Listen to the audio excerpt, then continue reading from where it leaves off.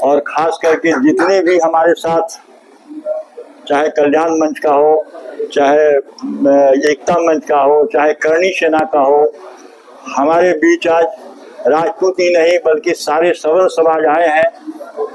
इन समाज की बातों मैंने जब सुनी तो मुझे एक इस उम्र में एक अलग से जोश आया। सरकार की एक भी नहीं चल सकती है, इतिहास साक्षी है। जब तक ब्राह्मण आशीर्वाद नहीं देता था, टीका नहीं लगाता था, उसका विजय नहीं होता था। आज हमारे बीच इतने महाप्रभु सब ब्राह्मण आए और राजपूत का ये धर्म होता है कि पैर छू करके मैं सारे ब्राह्मण से आशीर्वाद लेना चाहता हूँ कि ये शक्ति दो जिससे मैं यूजीसी रोल बैक करूं और ये आरक्षण नीति को बदलने में हमारा जितना तन मन धन में सर्वस्व चला जाए तो मुझे कोई भी आपत्ति नहीं होगी। सवर्ण से सरकार हो या बेसरकार हो या कोई भी हो, अगर कोई भी टकराया है तो वो निश्चित हारा और मैं निश्चित जीता हूं। अरे आप जब 14 में बने थे तो सवर्ण के हाथों ही कुर्सी पाए थे। उस समय भी आपने हिंदू मुस्लिम करके आदि सम्राट जीते थे। आदि सम्राट मैंने दिया था। जब आप 3 थे तो मैं 303 पर दिया आपको।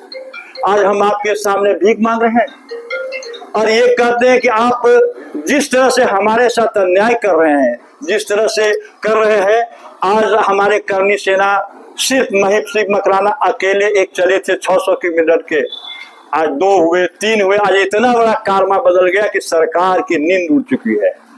इसलिए मैं कहता हूं ये हमारे सवर्णों से कि भाई आप लोग धैर्य न खोए, समय दूर जरूर है और हम लोगों को ये हाथ आएगा।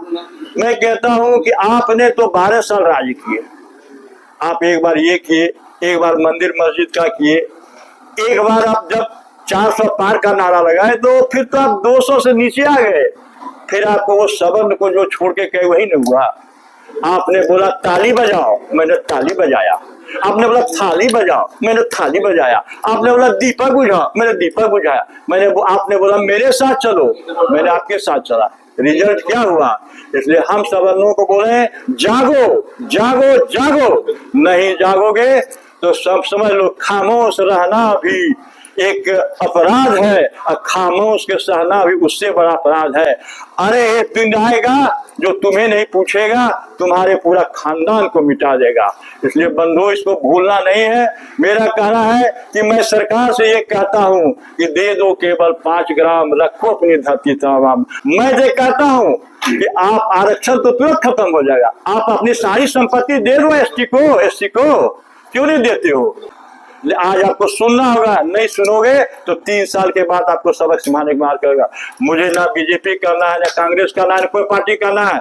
अगर भगवान चाहा तो हम लोग अगर जीतने का कोशिश करूंगा, जीतेंगे नहीं तो हराने का कोशिश भी जरूर करूंगा और भारतवर्ष को पैदल लाने का जरूर कोशिश करूंगा। इसलिए हम तो ये बार बार कहता हूं कि आप अभी भी चेत जाओ और हम लोग की बात को सुनो और ये अंग्रेजों जैसा मत करो। आज जिस तरह से तुम लीलावती मैदान में, वहां पर दिल्ली में जिस तरह से मैंने जानवर को नहीं मारा था, उस तरह तुम मेरे बच्चे को मार रहे हो।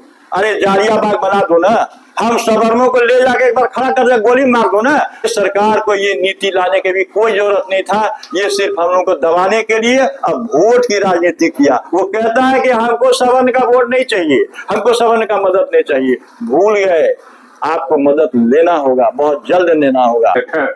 इस समुदाय के खिलाफ नहीं है, किसी जाति के खिलाफ नहीं है, किसी समाज के खिलाफ नहीं है। हम अपने अधिकार के लिए बैठे हैं, जुटे हैं, उस पर चर्चा कर रहे हैं और जो गलत कानून है उसके खिलाफ हम बैठे हैं। किसी जाति किसी समुदाय के खिलाफ नहीं या उसके खिलाफ एकजुटता भी नहीं है हमारी। हम तो कह रहे हैं आरक्षण के कारण उस समाज जिसको लाभ मिलता है उसके साथ जो अन्याय हो रहा है वर्तमान आरक्षण व्यवस्था के कारण, हम उसके पक्ष में भी बैठे।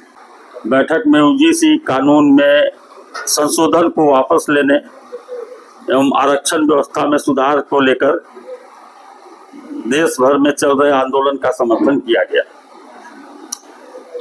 इसी नामित बैठक में निर्णय लिया गया कि आगामी 1/9/2026 दिन मंगलवार को जिला परिषद मैदान से रणधीर वर्मा चौक तक विशाल जुलूस निकालकर उपायुक्त के कार्यालय में राष्ट्रपति को ज्ञापन दिया जाएगा।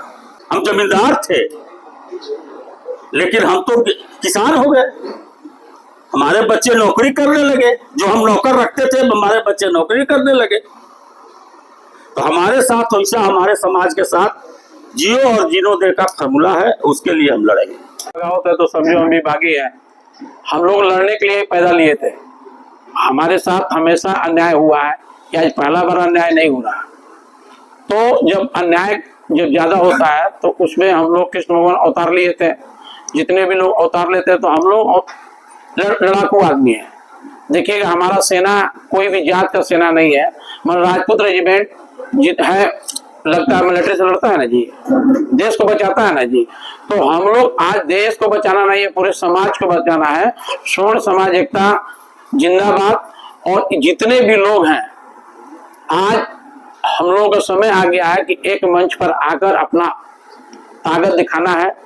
जो लोग आज तक हम लोगों को कमजोर समझ रहे हैं, ऐसे स्वर्ण समाज सभी के लिए वरदान है, क्योंकि स्वर्ण समाज सबको जिंदा रखा है। हमारे झा साहब कि चिराग पासवान को भाई मिलता है आरक्षण, मगर एक पंडित जी जो ब्राह्मण है वो दिन भर घर घर जाकर और टीका चंदन लगाता है। अगर वो बड़ा आदमी रहता पंडित जी तो टीका और चंदन नहीं लगाता। इस पर देने का ध्यान है, उसको आरक्षण मिलना चाहिए। रामविलास पासवान के बेटा को आरक्षण मिलता है तो ये बहुत बड़ा बात नहीं है। दलित को मिले, राजपूत को मिले, ब्राह्मण को मिले, लाला को मिले, कैद को मिले, भूमियार समाज को मिले, मगर क्यों जो कमजोर है उसको मिले। ठीक है, हम संपन्न है, हमारे खाने का बहुत अच्छा व्यवस्था है, तो हमको नहीं मिले। मगर जो बहुत लाचार है उसको अगर नहीं मिल रहा है तो बहुत बड़ा इस देश का दुर्भाग्य है। और मैं तो भाजपा को, आप बोलते हैं कि कैसे निपटेंगे, मैं तो नाम लेके बोलता हूं, अगर भारतीय जनता पार्टी अगर इस बात को अगर नहीं समझती है तो आने वाला दिन भाजपा को नाम लेने वाला कोई नहीं रहेगा। आज आप उत्तर प्रदेश में देख लीजिए, उत्तर प्रदेश में हमारा टिकट काटा गया, आज कहां पर कहां चला गया।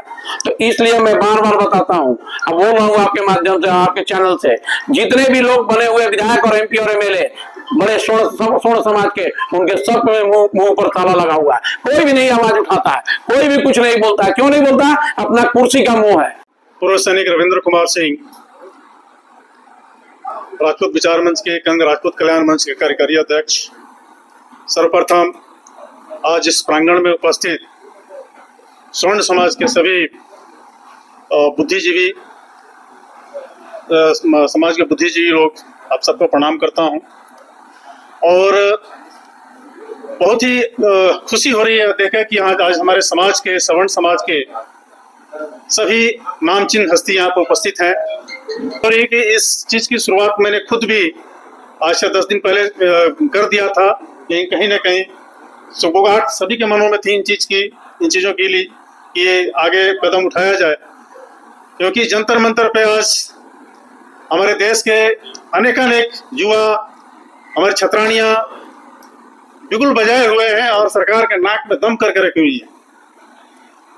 मांग जायज है, जैसे कि हमारे झा साहब ने पूरा विस्तृत में जिसके बारे में बताया कि माननीय सुप्रीम कोर्ट को तुरंत उस पर स्टे लगाया गया। जब देखा कि नहीं, इसमें तो बहुत कुछ गड़बड़ है, ये तो एक जाति, एक विशेष वर्ग को इसमें टारगेट किया जा रहा है। मतलब जनरल कैटेगरी के बच्चे पैदा होते ही वो अपराधी बन जाएंगे। प्रश्न कि हरिजन एट्रोसिटी एक्ट के बारे में, तो Gajendra Singh, advocate, civil court, Dhanbad. तो अभी मैं बताना चाहूँगा कि जैसा कि भैया बोले कि चिराग पासवान को मिलता है आरक्षण, लेकिन उसी क्षेत्र में एक से एक विद्वान दुसाध कैटेगरी के हैं, बट उनको नहीं मिल रहा है।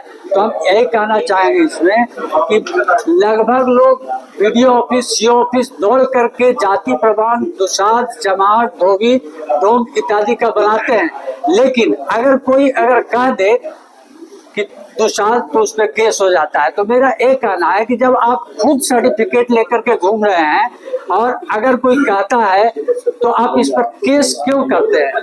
तो मेरा कहना है कि इस हरिजन एट्रोसिटी एक्ट या आरक्षण हो, UGC तो एकदम समझिए महामारी के रूप में आया है, इसलिए हम लोग एक साथ इसका तीनों एक्ट का विरोध करते हैं। धन्यवाद।